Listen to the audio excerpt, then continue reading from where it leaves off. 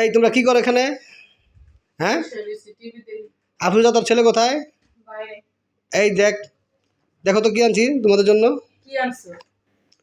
এই তোমার একটু ফেস ওয়াশ ক্রিম আনছি, আর এই যে আফরোজার ছেলের জন্য একটা কাপড় আনছি।